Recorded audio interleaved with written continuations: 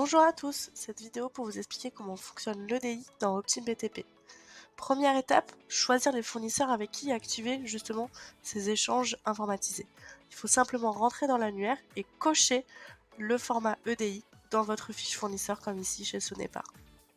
Ensuite, l'étape 2, ça va être d'envoyer automatiquement votre commande.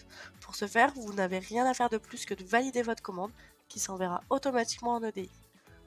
L'étape 3, c'est de vérifier que mes commandes sont bien parvenues auprès de mon fournisseur en activant simplement une alerte sur mon écran d'accueil pour avoir une notification en cas de problème.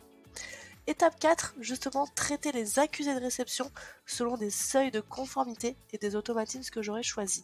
Les seuils de conformité, ils s'appliquent sur les références fournisseurs, les prix de l'article, la date de livraison ou l'unité choisie par mon fournisseur. On retrouve tout ça dans cet écran de comparaison. En vert, les éléments de ma commande, en bleu, les éléments de l'accusé de réception de mon fournisseur. Je peux identifier des écarts.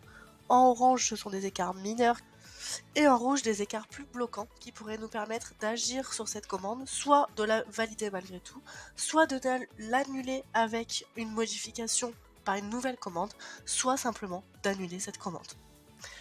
Prenons maintenant cet exemple. Nous avons une commande sur laquelle nous avons reçu une anomalie sur la RC liée à une date de livraison.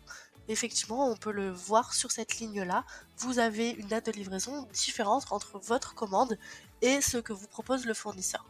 Vous avez plusieurs choix du coup qui vont s'offrir à vous ici et nous on va faire le choix dans cet exemple d'annuler la commande. Ce qu'il se passe c'est qu'on génère vraiment le mail d'annulation de la commande. Avant-dernière étape, c'est la réception du bon de livraison.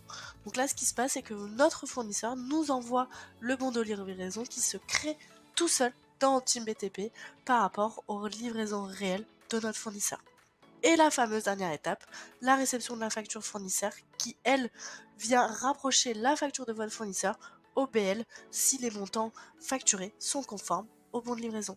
Merci pour votre attention et à très bientôt. Au revoir.